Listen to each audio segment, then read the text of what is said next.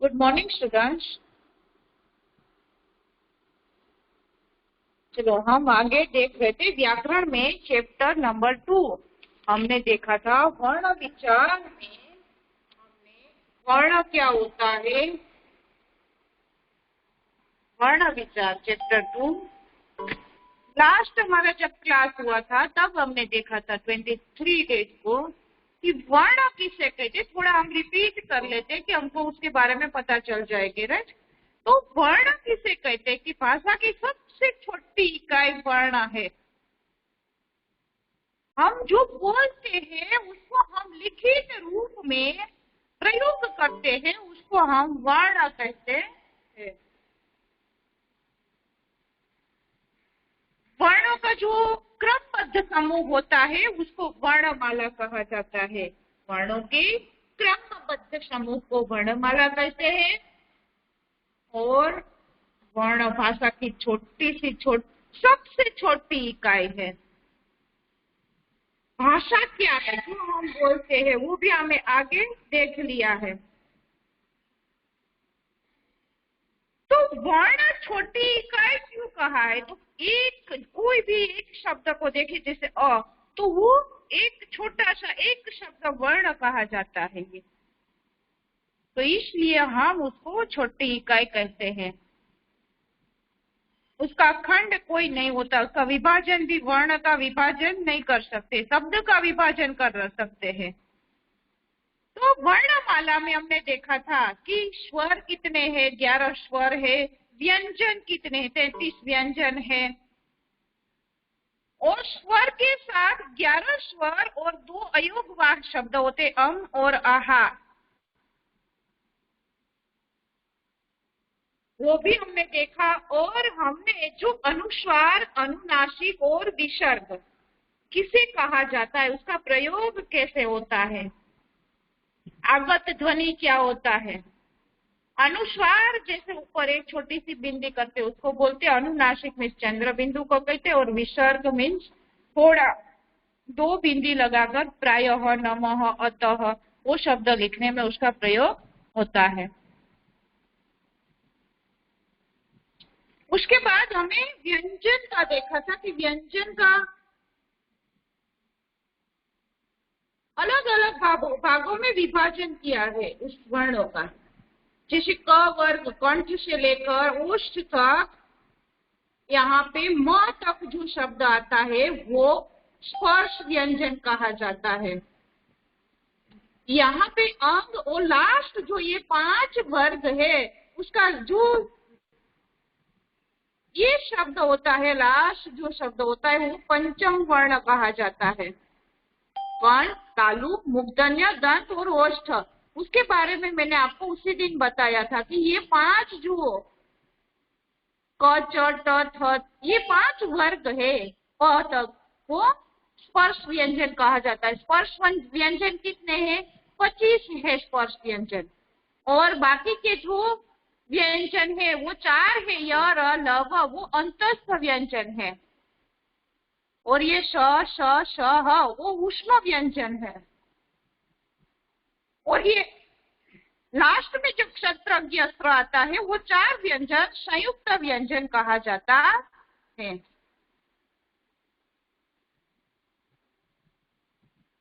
उसके बाद हमने देखे थे स्वर के भेद देखे थे। स्वर के कितने भेद है? 3 है, अश्व, दीर्घ और प्लुत। कम समय में बोला जाता है वो ह्रस्व है, 2 गुना समय लगता है वो दीर्घ है, और प्लुत स्वर में 3 गुना समय ज्यादा समय लगता है, उसको प्लुत कहते हैं। तो उसकी संख्या कितनी है वो ये याद रखना है आपको। ह्रस्व स्वर की संख्या 4 है, दीर्घ की 7 है, और प्लुत तो ऐसे ही उसका चिन्ह लगाकर उसका कोई उल्लेख नहीं है। तो ये ह्रस्व की अ, ई, उ, रू ये 4 शब्द है। दीर्घ में आ, ई, उ, ए, उ, औ ये 4 शब्द दीर्घ है। ह्रस्व दीर्घ दोनों मिलाकर 11 होता है, ह्रस्व और दीर्घ। ये स्वर की बात है तो ये आपको समझना जरूरी है। फिर हम देखेंगे उसकी मात्रा। स्वर की मात्रा कौन कौन सी है? आ ई उ ऊ रू ए ओ ऐ ओ आहा। तो ये जो जितनी भी मात्रा है, जैसे उसका प्रयोग होता है, जैसे हम बोलते हैं उसी तरह उसका प्रयोग हम उसको लिखने में करते हैं। जैसे आ लिखना है तो पा लिखना है तो प को आ की मात्रा लगेगा तो पा हो जाएगा। तो ये व्यंजन को बोलते और लिखते समय हमें स्वर की सहायता की जरूरत होती है। व्यंजन अकेले लिखे जाते हैं, लेकिन स्वर की सहायता के बिना उसका उच्चारण या लिखना संभव नहीं है। फिर अनुस्वार, अनुनासिक और विसर्ग, वो मैंने आपको उसी आगे के पेज में बताया। व्यंजन, स्पर्श, अंतस्थ और ऊष्म व्यंजन, वो भी हमने सीख लिया, और संयुक्त व्यंजन। तो उसके बाद हम लास्ट में अब देखेंगे र के विभिन्न रूप। र का रूप कौन कौन सा है, अलग अलग रूप और अलग अलग तरीके से र का प्रयोग किया जाता है और लिखा जाता है। र व्यंजन का प्रयोग उसके मूल रूप में तथा अन्य व्यंजनों के साथ भी उसका प्रयोग उसके जुड़ने से किया जाता है। र शब्द अपने मूल रूप में तो हम लिखते ही है उसको मात्रा के साथ, उसके अलावा र का प्रयोग कर्म, कर्म शब्द हम लिखेंगे तो कैसे लिखेंगे? म के ऊपर ऐसा रेप आएगा, देखो ऐसा रेप लगेगा, तब हम उसको र के रूप में र लिखते नहीं है, लेकिन उसका उच्चारण करते उसी तरह यहाँ पे उसका चिन्ह लगाया जाता है। कर्म, धर्म, वर्तनी, तो ये सारे शब्द र के उच्चारण के साथ हमें उसको रेप में लिखने के लिए रेफ लगाकर यहाँ पे इसे लिखा जाता है। दूसरा प्रयोग कहाँ पे होता है? तो आप जैसे कि कोई ऐसा शब्द लिखो, व्रत शब्द है, तो व्रत, र का उच्चारण हुआ तो र को ऐसे खड़ी पाई क्रोश करके वो शब्द के साथ हम लगाकर लिखते हैं, व्रत। चक्र, तो ऐसे कोई शब्द है कि जिसको र के उच्चारण के साथ हमें उसका चिन्ह लगाकर व्रत, चक्र ऐसे शब्द लिखा जाता है। अब तीसरा है राष्ट्र। राष्ट्र शब्द हम लिखते हैं तो उसमें भी देखो आप र का उच्चारण होता है। यहाँ पे हमें कुछ शब्द दिए हैं,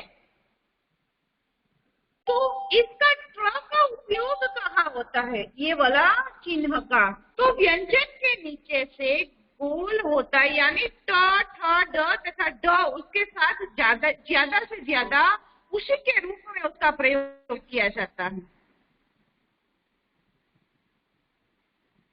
ड्रम, जो ड्र, ट्र, तो यहाँ पे उसके साथ जुड़ने से उसका प्रयोग, जैसे राष्ट्र लिखना है तो उसके साथ ये ट्र के साथ हमने ऐसा चिन्ह जोड़ दिया, तब हम उसको ट्र के रूप में लिख सकते हैं। ड्रम, ड्रामा, तो ये शब्द सब हम लिख सकते हैं। और भी र को देखो, क्ष लिखना है तो क्ष में भी स और र मिलाकर क्ष लिखा जाता है।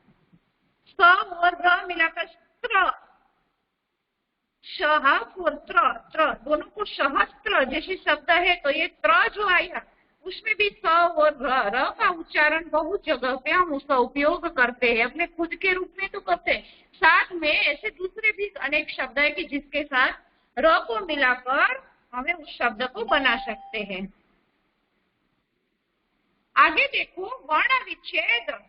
वर्ण विच्छेद वो तो हम अगले क्लास में भी पढ़ के आए हैं, हमें पता कि वर्ण विच्छेद क्या होता है, हम कैसे वर्ण विच्छेद करते हैं। कोई शब्द दिया जाता है तो उसको अलग अलग करके लिखने को हम वर्ण विच्छेद कहते हैं। वर्ण में स्वर और व्यंजन कोई भी शब्द है तो उसको अलग करके लिखना, उसको वर्ण विच्छेद कहते हैं। यहाँ पे हमें कुछ उदाहरण दिया है, तो उसमें वर्ण विच्छेद कैसे किया, जैसे हम सीख गए कि स्त्र, त्र ऐसे शब्द है तो उसके साथ र लिखा जाता है। राष्ट्र, तो ये कैसे लिखा जाता है? तो ये सारे शब्द अलग अलग रूप में प्रयोग करके हम अलग अलग शब्द को, अलग अलग स्वर और व्यंजन को, स्वर को साथ में लिखकर हम उस शब्द को लिख पाते हैं। जो कोई आधा शब्द है, जैसे यहाँ पे राष्ट्र, तो वो स जो है उसको हम पूरा ही लिखते, आधा नहीं लिखते हैं। यहाँ पे विच्छेद करना है तब वो पूरा शब्द आएगा, आधा नहीं होता है। जैसे यहाँ पे लिखा है बच्चा, तो च 2 बार आया है, एक आधा मिला और पूरा, तो दोनों को हम अलग अलग रूप में लिखते हैं।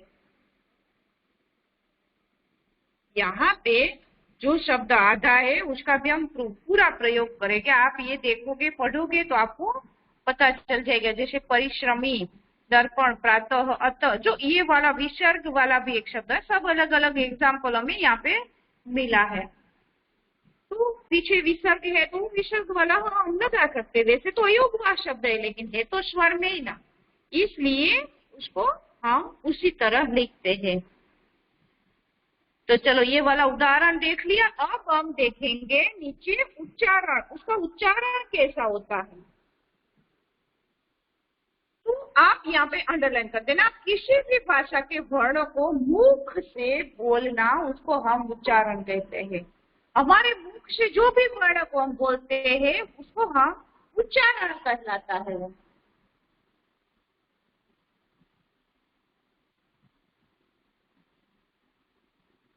संपूर्ण विश्व में तुम देखो कि हिंदी एक ऐसी भाषा है कि जिसे जैसा बोला जाता है वैसा ही लिखा भी जाता है।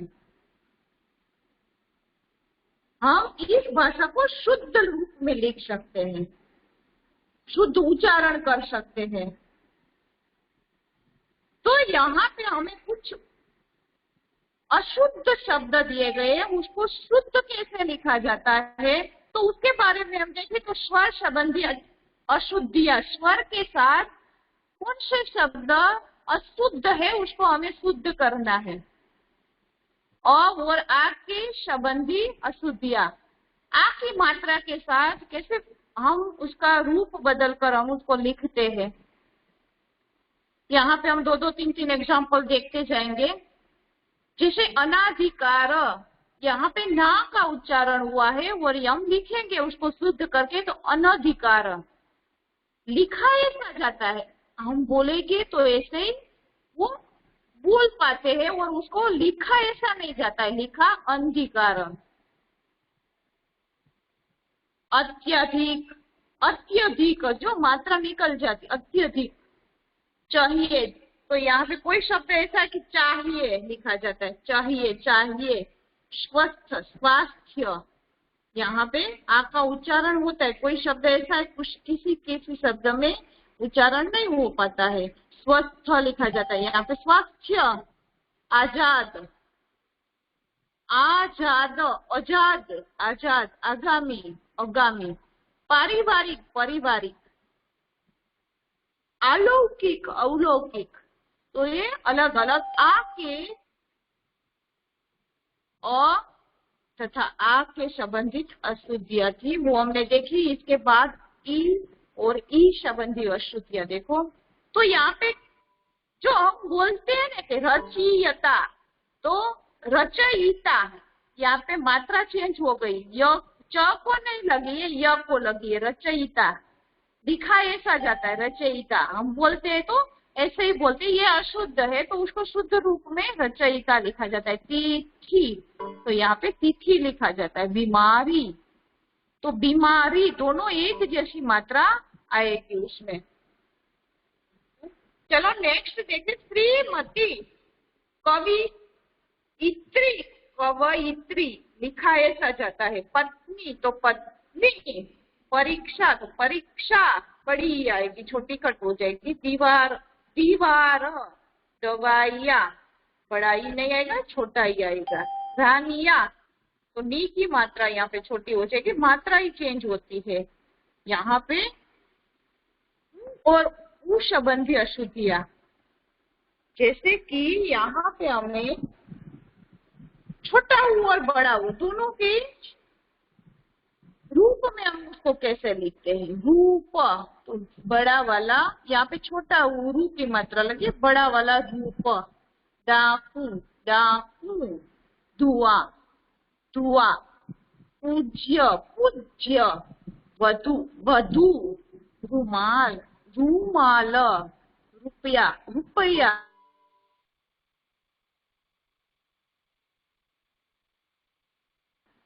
अब ए और ए के संबंध हम ये देखेंगे तो हमको थोड़ा समझ में आए, इसलिए मैंने आपको ये समझाया। इसका कोई जरूरत समझने के लिए है, ये कोई इतना वो इम्पोर्टेंट नहीं है कि चलो इसमें से कुछ हमें जरूरी याद रखना है, समझने के लिए ही है। ये और ए संबंधी अश्रुतियां, सेना तो सेना, एनक, ऐनक, ऐसा, ऐसा। ऐतिहासिक, ऐतिहासिक। ऐक्य, ऐक्य। जे का जय। और ओ संबंधी अश्रुतियां, त्योहार, त्योहार। लौकिक, यहाँ पे लौकिक, यहाँ पे लौकिक। पड़ोसी, पड़ोसी। औद्योगिक, औद्योगिक। डबल ओ की मात्रा लगेगी। अब व्यंजन संबंधी पूछे कि हण और न का उच्चारण करते हैं हम, तो उसमें हम जो बोलते हैं तो हण की जगह हम न लिख पाते हैं और न की जगह हण, हण ऐसा लिख पाते हैं। क्षण तो क्षण, किरण तो किरण, करण, कर्ण, प्रणाम, प्रणाम। जो हण और न ये दोनों का उच्चारण ऐसे लिखा जाता है, वीणा, वीणा। चरण, चरण। और आप देखते हो कि ड और ढ जो विशेष रूप में लिखा जाता है तो उसको ड के जगह ढ का प्रयोग कैसे होता है? जैसे कि पढ़ाई, पढ़ाई। पढ़ाई का पढ़ाई। टेढ़ा, टेढ़ा। ड की जगह ढ का प्रयोग होता है। बढ़ाई, बढ़ाई। मेढक, मेढक। चढ़ना, चढ़ना। अनपढ़, अनपढ़। ये इसको थोड़ा वजन देके बोला जाता है, ढ। ऐसे ही अन्य अस्तुतियां हमें यहाँ पे दी है शब्द की विशेषता, पांचवा, प्रशंसा। तो ये सारी स्वर संबंधी और व्यंजन संबंधी अस्तुतियां हमने देखी। अब उसके बाद हम देखेंगे नेक्स्ट पेज में, पेज नंबर 23। पेज नंबर 23 निकालो।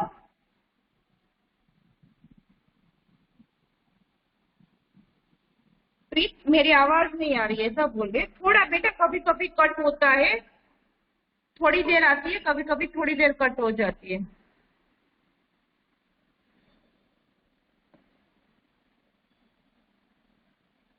सृष्टि, 1 मिनट बेटा।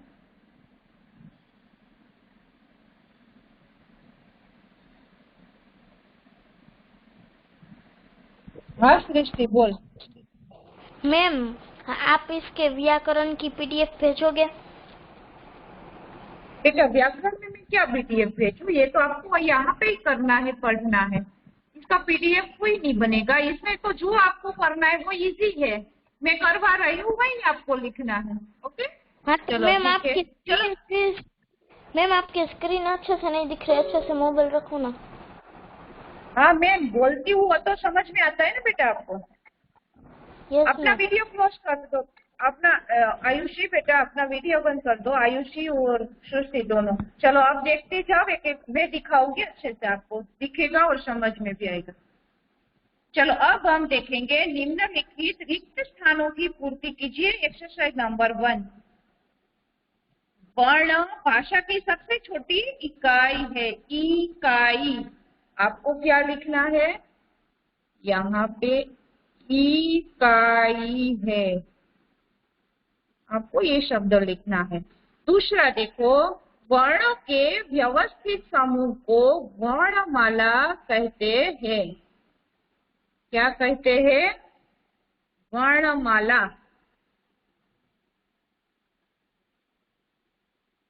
इकाई, वर्णमाला दूसरा।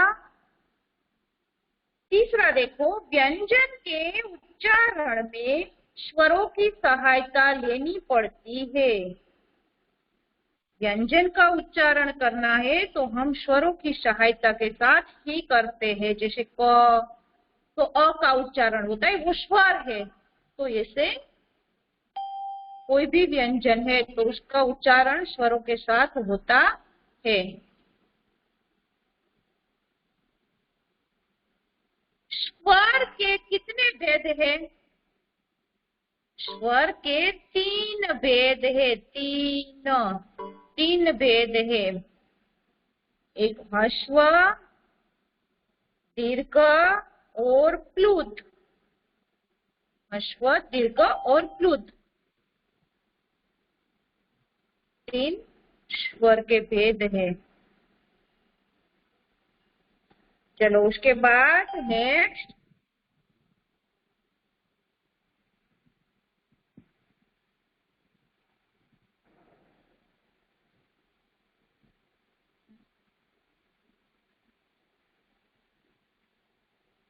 एक्सरसाइज हो जाने दो, बाद में अनम्यूट करती हूँ। ओके, स्वर के 3 भेद है, ह्रस्व, दीर्घ और प्लुत। नेक्स्ट, ह्रस्व स्वर आपको लिखना है अ, ई, उ और रू। अ, ई और ई दिया गया, अ और रू आपको लिखना है। यहाँ पे रू लिखना है और यहाँ पे अ लिखना है।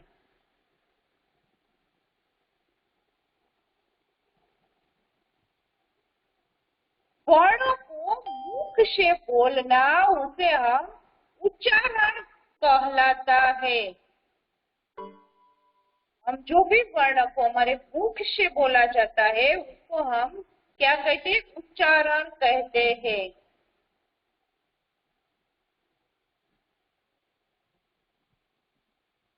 उच्चारण।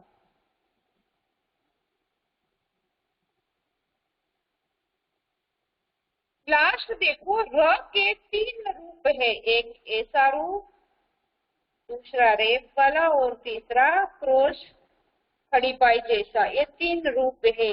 र के 3 रूप है।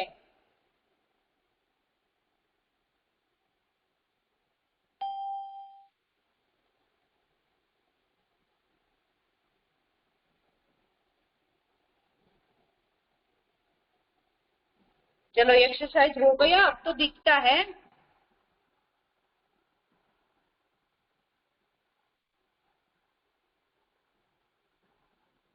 तारा, फर्स्ट का आंसर है बेटा इकाई। फर्स्ट का इकाई, फर्स्ट का आंसर इकाई। फर्स्ट का आंसर इकाई। दूसरा वर्णमाला, तीसरा स्वरों, चौथे में 3 ह्रस्व, दीर्घ और प्लुत, पांचवे में अ और रू, छठे में उच्चारण, 7 नंबर में र के अलग अलग रूप। इसके 3 रूप यहाँ पे लिखना है। चलो यहाँ पे ये वाला एक्सरसाइज 1 कंप्लीट। और अब देखेंगे हम एक्सरसाइज नंबर 2। तो यहाँ पे कुछ हमें व्यंजनों के साथ उसकी मात्रा दी गई है, उससे हमें एक शब्द बनाकर लिखना है। व्यंजन की मात्रा का हमें शब्द बनाकर लिखना है।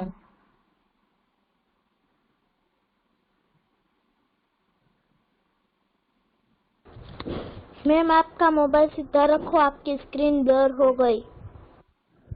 1 मिनट बेटा, मैं अटेंडेंस ले रही हूँ। मुझे पता है। 1 मिनट। Okay ma'am.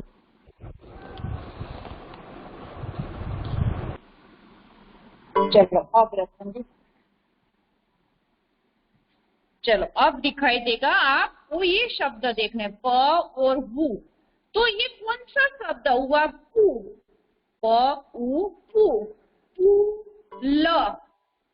पू हमें एक शब्द बनाकर यहाँ पे लिखना है, तो हम क्या लिखेंगे? प को उ की मात्रा पू और ल।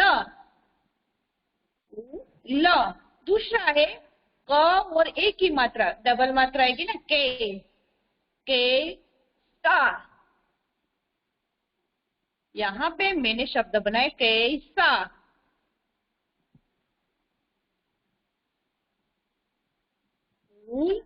कैसा। तीसरा देखो, छ आ, छा हुआ, छा ता, ताकि ता को आ की मात्रा अगर छाता, हम वो शब्द लिख सकते हैं। ज ई, जीव, जीत भी आप लिख सकते हो, जीत, जीव, हम अपनी ओर से ये शब्द बनाकर लिख सकते हैं।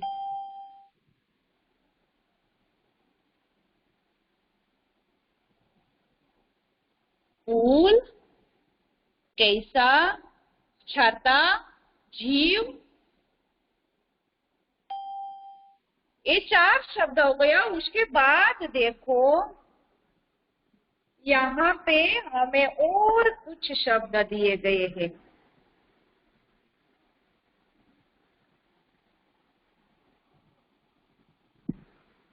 तो हम दूसरी लाइन पे देखेंगे तो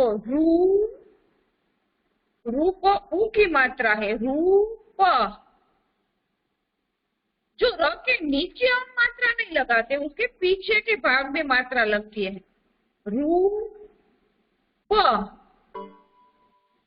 मृ, रू की मात्रा मृग।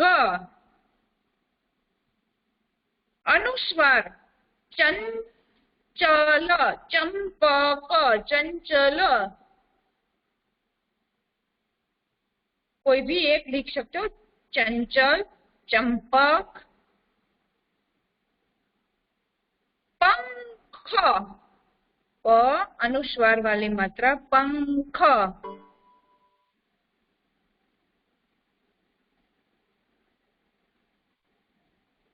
चलो यहाँ तक हमारा एक्सरसाइज भी कंप्लीट हो गया। मृग, चंपक, पंख, रूप, मुख, चंपक, पंख। चलो उसके बाद हमें नीचे कुछ वाक्य दिए हैं, उस वाक्य को हमें सही है उसके सामने सही और गलत है उसके सामने रोम का चिन्ह लगाना है। तो पहला देखो, मैम नीचे की तरफ कर दो ना। हाँ कर रही हूँ, लेकिन ये जो लिख रहे हैं ना उसका कंप्लीट होने दो ना, बाद में नीचे जाने दो। ओके, अब हम देखेंगे एक्सरसाइज 3 का फर्स्ट वन। अनुस्वार का उच्चारण नाक तथा गले से होता है। अनुस्वार किसे कहते हैं? अनुस्वार तो पहले हम बिंदी करते हैं उसको कहते हैं। तो उसका उच्चारण गले से होता है, नाक और गले से नहीं होता है। तो इसको रोम करो। अनुनासिक का नाक और गले से होता है, अनुस्वार का नहीं होता है। स्पर्श व्यंजन 26 होते हैं? नहीं। स्पर्श व्यंजन, स्पर्श व्यंजन किसे कहते हैं? 25 है स्पर्श व्यंजन, क से म तक। तो 25 है, 26 नहीं है। रू का उच्चारण र की तरफ होता है। यश, र का उच्चारण रू की तरह ही होता है। उसके बाद देखो, ध्वनि के खंड नहीं किए जा सकते, राइट, क्योंकि ये ध्वनि जो है उसका खंड, हम जो बोलते हैं उसका खंड नहीं किया जा सकता। ह्रस्व स्वरों के उच्चारण में अधिक समय लगता है, वो दीर्घ स्वर के उच्चारण में और प्लुत स्वर में ज्यादा समय लगता है। ह्रस्व स्वर तो कौन कौन से है? अभी हमने आगे फिलअप्स में देखा है, अ, ई, उ और रू, ये 4 जो है वो ह्रस्व स्वर है। उसका उच्चारण जल्दी से हो जाता है, अधिक समय नहीं लगता है। अस्वर की कोई मात्रा नहीं होती, राइट, क्योंकि अस्वर को कोई मात्रा नहीं लगती है। आ के साथ जैसे बोला जाता है वैसे अ को कोई मात्रा का उपयोग नहीं होता है। चलो कंप्लीट। उसके बाद देखो, हमें कुछ यहाँ पे आधा शब्द दिया है, वो द्वित्व का है और संयुक्त शब्द का, संयुक्ताक्षर का है। तो वो दो शब्द हमें बनाना है, यहाँ लिखना है बना के। तो क और ख को मिलाकर, यहाँ पे शब्द दिया है, तो क और ख मिलाकर कौन सा ऐसा शब्द लिख सकते? तो पहला है मक्खी, मक्खी। और मक्खन, क और ख उसमें होना चाहिए, मक्खन, मक्खी।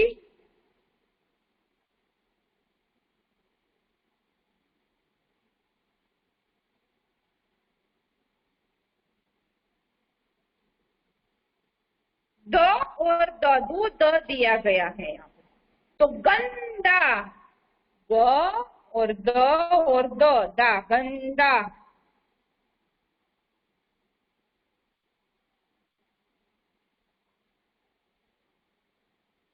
दूसरा लिखो गंदा, ग और द, गंदा। अब उसके बाद यहाँ पे च और छ, स्वच्छ। दूसरा हम लिख सकते हैं कि मच्छर। दोनों में ये च और छ शब्द का उच्चारण हुआ है, मच्छर और स्वच्छ। प और प, आधा और पूरा प।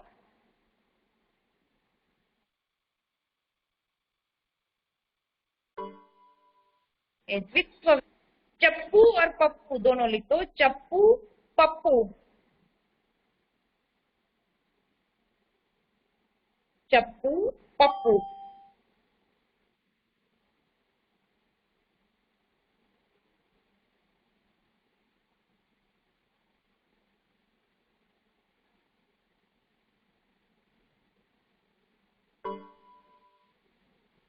चलो यहाँ तक कंप्लीट।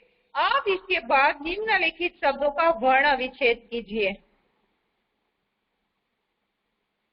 जैसे आगे हमने देखा वर्ण विच्छेद कैसे होता है, तो ये आपको होमवर्क में करना है। कर लोगे ना? ये वाली एक्सरसाइज आप कर लोगे। आधा शब्द तो वो पूरा ही लिखना है, जैसे मैंने आपको बताया कोई आधा शब्द है तो उसको 100 पूरा ही लिखना है। संस्कृति, त्रिवेणी, गंदगी, श्रृंगार, अंगूठी। चलो ये वाली एक्सरसाइज आपको होमवर्क में कोशिश करो, नहीं आए तो मैं मंडे करवा दूंगी। राइट, आप एक बार लिखने की कोशिश करो कि वर्ण विच्छेद कैसे होता है। ओके, चलो इसके बाद नेक्स्ट 6 नंबर एक्सरसाइज, निम्नलिखित शब्दों को शुद्ध रूप लिखिए। हमें आगे देख लिया कि उसे शुद्ध रूप में कैसे लिखा जाता है। जैसे ज्ञान, तो ज्ञ बोला ज्ञान जाता है तो लिखा ज्ञान। ज्ञा, आपकी मात्रा ज्ञान। धुआं, तो उसको धुआं लिखा जाता है, धुआं, धुआं। वैसे मात्रा ही बदलेगी, उसके नीचे छोटी, बड़ी से छोटी आएगी और छोटी कहाँ पे भी है तो बड़ी आएगी। संबंध, यहाँ पे संबंध, संबंध। कवयित्री, कवयित्री, ये भी हमने आगे देखा ना, कवयित्री।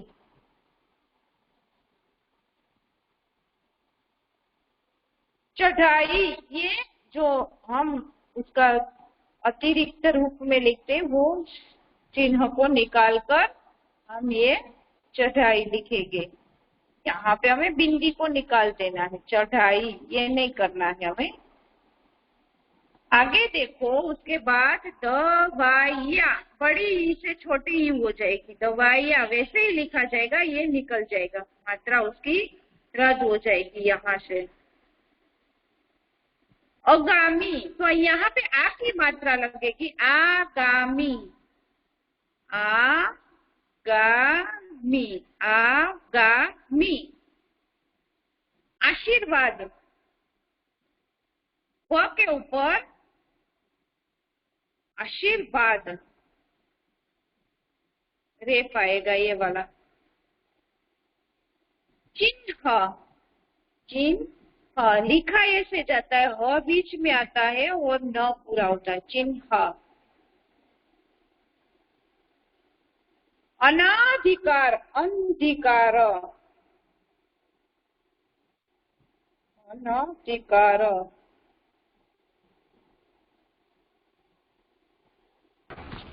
Done ma'am. ओके, चलो डन, गुड बेटा। चलो इसके बाद हम आपको यहाँ पे एक जैसे को पेज जैसे में कुछ शब्द दिए गए हैं, तो नीचे दिए गए वर्णों की सहायता से आपको शब्द बनाना है। कोई भी शब्द आप बना सकते हो। यहाँ पर स्वरों का प्रयोग मूल रूप तथा मात्रा के रूप में किया जा सकता है। स्वर का प्रयोग हम कैसे करते हैं, और मूल रूप में भी उसको लिख सकते हैं शब्द बनाकर, और उसका व्यंजन की मात्रा के साथ भी हम कुछ शब्द बनाकर यहाँ पे अपनी ओर से ये शब्द का प्रयोग करके हम उसके शब्द यहाँ पे, जैसे कि यहाँ पे आगरा,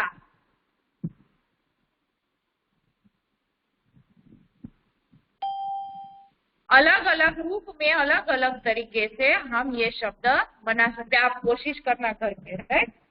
चलो फिर हम आगे का जो चैप्टर है हमारा उसके बाद वाला वो है शब्द विचार। ये वाला चैप्टर हमें करना है, लेकिन ये चैप्टर हम करेंगे मंडे, आज नहीं करेंगे। लेकिन आगे का जो हमने किया है उसके बारे में थोड़ा बहुत देखते हैं। किसी को डाउट है, किसी को नहीं समझ में आया है, तो वो थोड़ा हम देख लेते। जो हमने आज किया उसमें किसी को कुछ डाउट है क्या?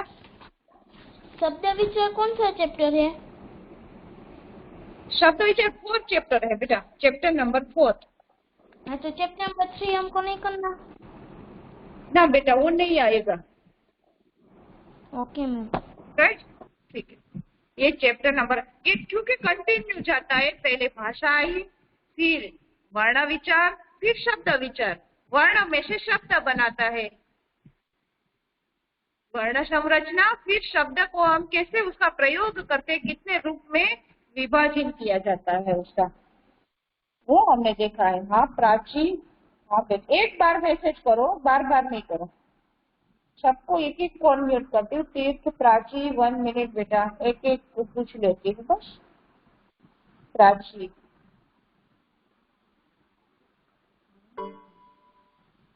हाँ बोल Prachi. Ma'am what is homework? Homework में ए वाली एक्सरसाइज, जो F5 नंबर की एक्सरसाइज, ये वर्ण विच्छेद, ठीक है। चलो तीर्थ 1 मिनट बेटा। 2 तीर्थ है ना, एक भाड़जा है, एक भालोड़िया। चलो दोनों को अनम्यूट करते। चलो किसको काम था? 30 मिनट का। मुझे भालोड़िया का काम था। आप बोल बेटा, क्या पूछना है? मैम वो दीर्घ और पुस्तक है ना, वो मुझे नहीं समझ में आया मैम। ह्रस्व और दीर्घ, वो जो स्वर है उसमें ना, स्वर की मात्रा में कैसे उपयोग होता है। तो देखो यहाँ पे हमने देखा स्वर, तो दीर्घ स्वर है और ह्रस्व स्वर है। तो ह्रस्व स्वर कौन कौन से? तो जिसको बोलने में तू बोलेगा तो तुझे पता चलेगा। अ, इ, उ, रु, ये फटाफट बोला जाता है कम समय में। ये जो कम यानी एक मात्रा के साथ ही हम उसको कम समय में उसका उच्चारण कर सकते हैं। और दीर्घ स्वर है आ, ए, ओ, औ। तो ये दुगुना समय लगता है, उसके उच्चारण में कितना समय लगता है? 2 गुना समय लगता है। इससे ज्यादा समय इसके उच्चारण में लगता है, इसलिए इसको दीर्घ, जिसकी मात्रा ये दीर्घ लगती है वो दीर्घ स्वर है। और बाकी तो ये सारे ए, ओ, औ, ये सारे दीर्घ में जाते हैं। समझ में आया? ह्रस्व स्वर 4 ही है। ओके, चलो ठीक। Okay ma'am. चलो नेक्स्ट। मैम यश, दिशिका, हाँ नेत्रा। चलो दिशिका, नेत्रा, 1 मिनट बेटा। हाँ बोल।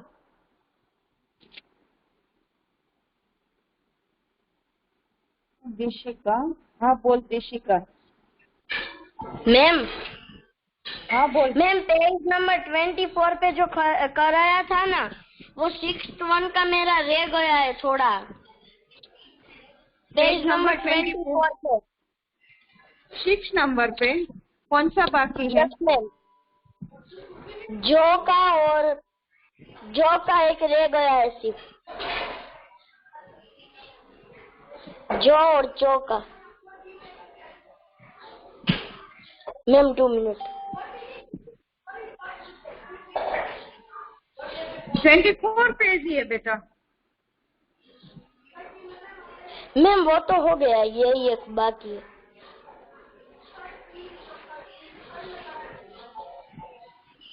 मैम बस 2 मिनट हो गया। इसके बाद यस हाँ, मैम बोल। डन। मैम चलो नेक्स्ट। 22 पे जो क्वेश्चन आंसर टाइप है वो हमें लिखने हैं। ना क्वेश्चन आंसर कोई नहीं लिखने है, इसमें कोई क्वेश्चन आंसर नहीं लिखने है। चलो नेत्रा,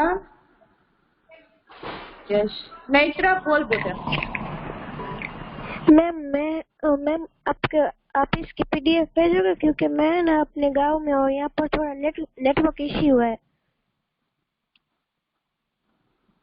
हाँ ठीक है बेटा, देखती हूँ, कोशिश करती हूँ। क्लास में नहीं भेजू, तेरे उसमें भेज दूंगी पर्सनल में, राइट? पर्सनल मैम मैं में तेरा आपको हाँ ठीक है। चलो और किसी को कुछ डाउट?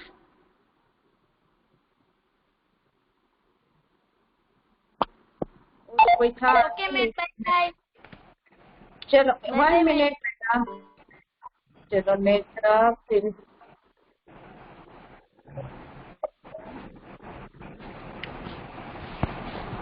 दिया कुछ काम था बेटा। दिया 1 मिनट, दिया रुकना। दिया, दिशिका, दोनों रुकना, दिया और दिशिका।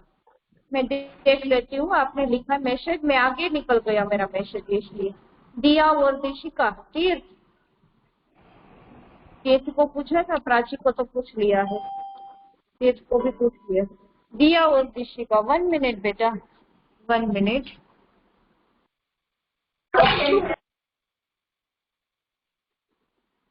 दिया, दिशिका, बोल दिशिका। हेलो मैम मुझे डाउट था, मैंने तो पूछ लिया मैम। दिशिका ने पूछ लिया, अब दिया। यस ठीक है बेटा, दिया तो चली गई लग रही है, नहीं दिखती हूँ दिया। दिख रही है, 1 मिनट बेटा। दिया ऊपर, हाँ चलो दिया बोल। मैम, मेरा यहाँ पर, मैं एक रूम में कर रही हूँ ना, इसीलिए मेरा यहाँ पर बहुत नेटवर्क इश्यू हो रहा है। इसीलिए आप पीडीएफ भेज सके तो पीडीएफ भेज देना, वरना फोटोज भेज देना। मेरा यहाँ पर बहुत नेटवर्क इश्यू है मैम। अपने मन ठीक है, से चलो फोटो खींच के सबको दे। चलो ऑल स्टूडेंट घर पे पढ़ाई करना है, ध्यान से ये चैप्टर को पढ़ लेना। एक बार कुछ डाउट है तो मंडे पूछ लेना। Okay bye.